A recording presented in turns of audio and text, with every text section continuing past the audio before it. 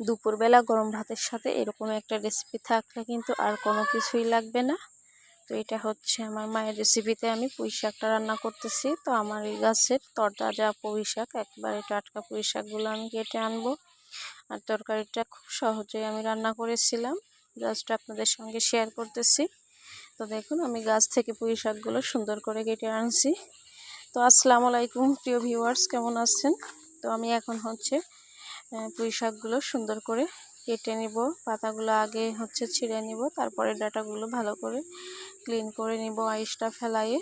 তো প্রিয় আপু ভাইয়ারা যে যেখান থেকে ভিডিওটি দেখা শুরু করেছেন, রিকোয়েস্ট করবো লাইক দিয়ে সম্পূর্ণ ভিডিওটি দেখে সঙ্গেই থাকবেন। তো আমি হচ্ছে পুঁই শাকগুলো ভালো করে কেটে ধুয়ে পরিষ্কার করে তারপরে হচ্ছে রান্নার জন্য রেডি করে নেব। তো প্রিয় আপুরা যারা লাইক দিয়ে ভিডিও দেখেন না, তাদেরকে রিকোয়েস্ট করবো অবশ্যই লাইক দিয়ে ভিডিওটা দেখবেন আর পুরো ভিডিও দেখে তারপরে কমেন্ট করবেন। তো এখানে দেখুন আমার পুঁই শাকগুলো কিন্তু কেটে নেওয়া হয়ে গেছে, আর সাথে আমি একটা আলুও নিয়ে নিয়েছি।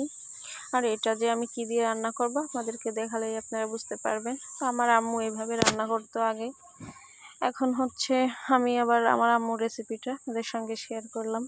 তো আমার আম্মু যখন রান্না করতো অনেক মজা হতো তরকারিটা। তো যাই হোক, আমিও চেষ্টা করলাম একটু তার মতো করে রান্না করার জন্য, একেবারে সিম্পলভাবে রান্নাটা করে নেওয়া যায়, কোনো ঝামেলা নাই। আর নিজের বাড়ির পুঁই শাক হলে তো কথাই নাই, যখন তখনই করে নেওয়া যাবে রেসিপিটা।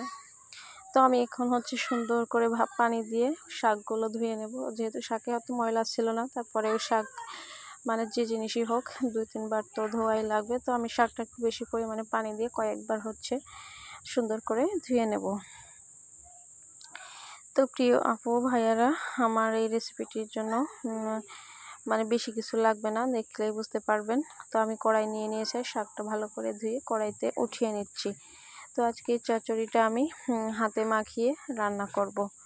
তো যে কোনো তরকারি হাতে মাখিয়ে রান্না করলে কিন্তু তার স্বাদ অনেক বেশি হয়। আর বিশেষ করে যেমন চচ্চড়িগুলো যদি আমরা হাতে মাখিয়ে রান্না করি তাহলে আরও বেশি মজা হয় খেতে। তো এখানে দেখুন পেঁয়াজ আর হচ্ছে কাঁচামরিচ কেটে নিয়েছি, আর একটু সামান্য রসুন কুচিও নিয়ে নিয়েছি। আর এখন হচ্ছে এর মধ্যে আমি একে একে যে মশলাগুলো দিব তা আপনাদেরকে দেখিয়ে দেব। তো এর মধ্যে হচ্ছে প্রথমে স্বাদ অনুযায়ী লবণ দিয়ে দেবো। তো যেহেতু শাক রান্না করব, আগেই বেশি একটা লবণ দেওয়ার কোনো প্রয়োজন নাই, পরে একটু দেওয়া যাবে যদি না হয়, তো এর জন্য একটু আগে কম দিতে হবে। তো আমি কমই দিয়ে দিলাম। আর এখন দিয়ে দিয়েছি কালারের জন্য হলুদ গুঁড়ো আর হচ্ছে জিরা দিয়ে দিয়েছি। তো জিরা, হলুদ গুঁড়ো আর লবণটা দিয়ে আমি হাত দিয়ে ভালো করে একটু মেখে নিচ্ছি, চটকে মেখে নিচ্ছি সুন্দর করে। তো যে বললাম তরকারিটা আমি মাখিয়ে রান্না করব, আর যদি একটু মানে ভালোভাবে মাখিয়ে নেওয়া যায় আর কিছুক্ষণ রেখে দেওয়া যায় তাহলে তরকারিটা খেতে আরও বেশি সুন্দর লাগবে। তো আমি হচ্ছে সুন্দর করে তরকারিটা হাত দিয়ে কচলে কচলে মাখিয়ে নিচ্ছি। তো এটার মধ্যে হচ্ছে আমি আজকে মানে ইলিশ মাছের যে কাটা এই মানে কান টান এগুলা থাকে অনেক সময়, কিন্তু এগুলো আমরা মাছটা রান্না করে সাইড করে রেখে দিই। তো এরকম পুঁই শাক দিয়ে এগুলো আমার আম্মু আগে খুব রান্না করতো, অনেক ভালো লাগতো। তো আমিও সেই রেসিপিটাই আপনাদের সঙ্গে শেয়ার করতেছি। তো আমি ওটা দিয়েই আজকে রান্নাটা করব। তবে যাই হোক, ওটা দিয়ে রান্না করার ফলে কিন্তু স্বাদ কোনো অংশে কম হয়নি, অনেক মজা হয়েছিল। তো এখন হচ্ছে আমি তেল দিয়ে দিচ্ছি, আর তেলটা দিয়ে আমি আবারও হচ্ছে শাকটা ভালো করে মাখিয়ে নিচ্ছি। তো গাছের পুঁই শাক তো একেবারে টাটকা ছিল, আর দেখেই বুঝতে পারতেছেন শাকটা একেবারে মাখানোর মধ্যেই গলে গেছে, আর ডাঁটাগুলো কত সুন্দর দেখা যাচ্ছে। তো যাই হোক, আমি এখন সুন্দর করে কিন্তু মাখিয়ে নিচ্ছি। তো এইভাবে মাখিয়ে কখনো রান্না করেন কিনা জানি না, যদি না করেন তাহলে অবশ্যই এইভাবে করবেন। চচ্চড়ি বিশেষ করে মাখিয়ে দিলে খেতে খুব বেশি ভালো লাগে। তো শাক দেখে আমি একটু তেল বেশি পরিমাণে দিয়ে দিলাম, কারণ শাকে তেল কম হলে কিন্তু খেতে অতটা ভালো লাগে না। তো আমি এখন হাত ধুয়ে অল্প একটু পরিমাণে পানি দিয়ে দিচ্ছি। তো এই পর্যায়ে রিকোয়েস্ট করব, যদি প্রথমবার কোনো আপু আমার ভিডিওটি দেখেন তাহলে চ্যানেলটা সাবস্ক্রাইব করে বেল আইকনটি বাজিয়ে নিত্য নতুন ভিডিও দেখার সঙ্গেই থাকবেন। তো দেখুন আমি হচ্ছে যে ছোট মাছের কাটা মানে কান ছিল আর 2 টুকরা মাছ ছিল, এই মাছগুলো আবার একটু টুকরা করে কেটে দিয়ে দিয়েছি। একটা লেজ ছিল আর একটা পিস মাছ ছিল, আর মাছের কান ছিল, মানে এই যে যেগুলা থাকে ওগুলা আমি এখন সুন্দর করে দিয়ে দিচ্ছি তরকারির সঙ্গেই, একটু মানে ওপর নিচ করে ভেতরে ঢুকিয়ে ঢুকিয়ে দিয়ে দিচ্ছি। আর এটা দিয়ে হচ্ছে আমি ভালো করে আবারও হাত দিয়ে সুন্দর করে সমান করে দিচ্ছি। আর এখন হচ্ছে আমি চলে যাব চুলায় তরকারিটা নিয়ে রান্না করার জন্য। তো এখন হচ্ছে আমি দেখুন চুলায় হচ্ছে কড়াইটা দিয়ে দিয়েছি।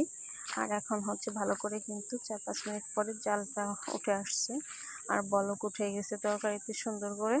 আর এখন আমি একটু খুন্তি দিয়ে নাড়াচাড়া করে নিচ্ছি। তো দেখুন আমার এই রেসিপিটা কিন্তু একেবারে সহজে আমি আপনাদেরকে দেখালাম। তো আমার এই সহজ রেসিপিটা কেমন হয়েছে অবশ্যই কমেন্টে জানাবেন। আর যারা এই পর্যায়ে আসেন ভিডিওটি দেখতে দেখতে হয়তো এখনও লাইক দেননি, প্লিজ একটা লাইক দিয়ে দিবেন। আপনাদের একটা লাইক আমার ভিডিওটি আরও 10 জনের কাছে পৌঁছাতে অনেকটা হেল্প করে। তো এর জন্যই এতটা রিকোয়েস্ট করি সবাই একটু লাইক দিয়ে ভিডিওটা কন্টিনিউ করবেন। তো আমি যাদের ভিডিও দেখি সবার ভিডিওতে সবসময় লাইক দেন, মানে এটাতে বলার কিছু নাই। তো যাই হোক সবাই সবার পাশে মন থেকে থাকাই ভালো। আর সবার জন্য রইল অনেক অনেক দোয়া ও ভালোবাসা, সবার জন্য স্বপ্ন পূরণ হয়। তো যাই হোক দেখুন এখন আমি সুন্দর করে কিন্তু তরকারিটা নাড়াচাড়া করে আরও কিছুক্ষণ জাল করে নিয়েছি। তো দেখুন আমার তরকারিটা কিন্তু খুব তাড়াতাড়ি হয়ে গেল, 20 থেকে 25 মিনিটের মধ্যে আমার তরকারিটা হয়ে গেছিলো। তো যাই হোক ভালো করে কিন্তু আমি তরকারিটা একটু ঝোলটা একেবারে কমিয়ে রান্না করে নেব। আর আমি একটু পরে পরে নাড়াচাড়া করে নিচ্ছিলাম। তা আমার এই ইলিশ মাছের এরকমের টুকরা দিয়ে যদি কখনো এইভাবে পুঁই শাক চচ্চড়ি না করে খেয়ে থাকেন তাহলে একবার হলেও খাবেন। এরকম রান্না কিন্তু খুবই ভালো লাগে। আর সবসময় যে অনেক মাছ থাকে এরকম কিন্তু না, এরকম 2-1 টুকরা কিন্তু মাছ আমাদের অনেক সময় বেঁচে যায়। তো এরকম ছোটো করে রান্না করলে অনেক ভালো লাগে। তো আমি এইরকম কিন্তু করি মাঝে মাঝেই, অল্প মাছ থাকলে একেবারে টুকরো টুকরো করে কেটে চচ্চড়ি করি। এটা আমার খুব ভালো লাগে খেতে। আমি এটা আমার আম্মুর কাছ থেকে শিখেছি, আমার আম্মু এরকমই করে। তো আমার চচ্চড়িটা কিন্তু কমপ্লিট হয়ে গেছে। এখন হচ্ছে আমি বাটিতে উঠিয়ে নেব। আর আমার চচ্চড়িটা দেখুন কতটা লোভনীয় হয়েছিল।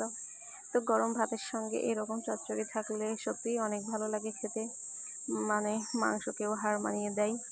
আর যদি নিজের গাছের শাক হয়ে থাকে বা সবজি হয়ে থাকে সেটা তো অন্যরকম একটা ফিলিংস কাজ করে। তো যাই হোক আমার তরকারিটা কেমন হয়েছে অবশ্যই কমেন্টে জানাবেন। আর সবাইকে অসংখ্য ধন্যবাদ আমার ভিডিওটি এত দূর পর্যন্ত দেখে সাথে থাকার জন্য, মন থেকে অনেক ভালোবাসা সবার জন্য। তো আমার তরকারিটা কিন্তু একবারে ডান হয়ে গেছে, মাশাআল্লাহ অনেক মজাও হয়েছিল খেতে। তো কেমন হয়েছে অবশ্যই কমেন্টে জানাবেন। দেখা হবে অন্য কোনো ভিডিওতে। আজ এ পর্যন্তই। আসসালামু আলাইকুম, সবাই ভালো থাকবেন। আল্লাহ হাফেজ।